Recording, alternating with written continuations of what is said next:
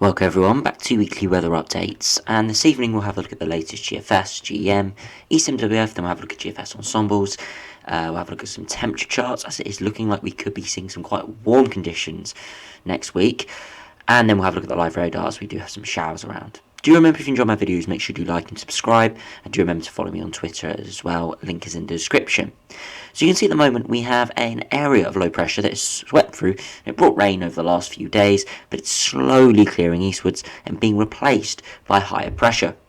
So if we run through the midday run of the GFS, you can see that high pressure does stick around.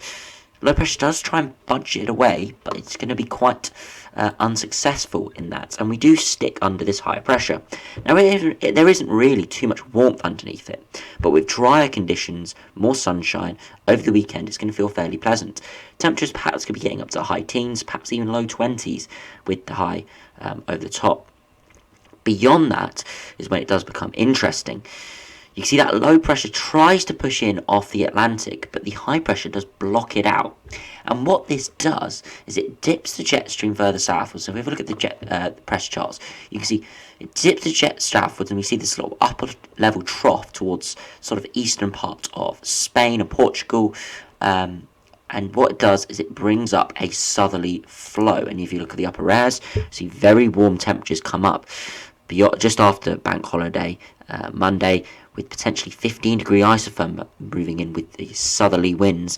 Now this would be very warm, perhaps high 20s, maybe even 30 degrees in a localized places, and there could also be some thunderstorms with it as well, as there is upper level troughs to the southwest, so it'll be interesting to watch that. Now this is in the shorter time range, so it may not exactly happen like this, but it's quite likely that we will see this sort of pattern. And if we continue moving through, you can see we can maintain this sort of warm signal with this high pressure before low pressure starts to push in off the Atlantic and is successful. However, probably will have a thundery breakdown as we head to the end of the run. But it's looking like Europe is going to start to actually go warm and is going to start to build some heat that the UK will hopefully tap into. If we now have a look at the GM, we'll have to go back to the midnight run, as unfortunately the midday run hasn't quite come out yet. So if we go to the upper level temperatures, you can see how the high pressure does build in, and then we see the jet stream dive southwards, push warm air northwards.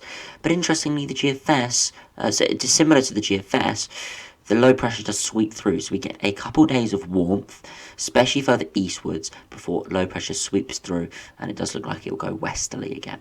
So it does definitely look like we're going to have a warmer couple days, perhaps even a heat wave, but whether it's sustained with a Euro high is difficult to say at the moment, and I suspect the GFS is showing that Euro high maintaining and sticking around, but the GEM isn't. Now, if we have a look at what the ECMWF is showing, you can see again very similar patterns to the other models. The high pressure does start to build in the Atlantic, but we don't over Europe. But we don't really start to put up those real southerly winds, and they never really come in. So the ECMWF is maintaining a westerly flow. So a bit unusual there from the ECMWF. Perhaps it is an outlier. So if we do have a look at the temperatures at 850 HP on the ensembles, this is from the 6 o'clock run, because the 12Z hasn't quite come out yet for all the ensemble members. And you can see generally quite dry, and temperatures well on the rise to around 10 degrees at 850 HPA for a good maybe 2 or 3, maybe 4 days before we do see a dip in the majority ensemble members. So you can see some going cooler again, some going around average, but there are a few that are remaining quite warm, and I suspect that is what the GFS operational run on the 12Z has done as well along with this 6Z run. So how long this sort of warmer spell is going to last for is going to be quite uncertain, but it is looking like we could be going into quite a decent few day heat wave in there, with a potential thundery breakdown for those who enjoy thunderstorms. You see precipitation is fairly low, but there are a few spikes there, symbolic of low pressure is close by but not in control. If we have a look at the 2-meter temperatures, you can see quite widely from early next week, temperatures from this weekend really, temperatures are going to be going into the 20s, perhaps even around 25 degrees or so, and maybe even getting a little bit higher than that in some localized places. And it does look quite sustained warmth within that. Again, it can be skewed by certain ensemble members, but we'll have to keep an eye on that. if we have a look at the latest GFS temperature charts, this will just give a more in-depth look at what sort of temperatures we could be looking at. This won't be the most accurate, as it still have a few degrees of margin of error, and we'll probably look at more models in the next few days as it becomes into the shorter term time range. But if we run through, you can see Thursday highs around maybe 15, 16, maybe even 20 degrees in the southeast, but really locally in sort of London area. As we head through Friday, perhaps again being warm in the east, perhaps 15, 16, 17 degrees. However, as we move into Saturday, you see widely 18, 19, maybe even 20 or 21 degrees, but it's a widespread warm-up. As we head through into Sunday, you can see maybe even widely 20 degrees. I'm seeing 20 degrees crop up in Scotland, and 18, 19 degrees in Ireland, Northern Ireland, Wales, England, seeing 20, 21, maybe even 22 degrees. And then Bank Holiday Monday, perhaps getting up to maybe 23, 24 degrees perhaps. So it's warming up day by day as the heat really builds.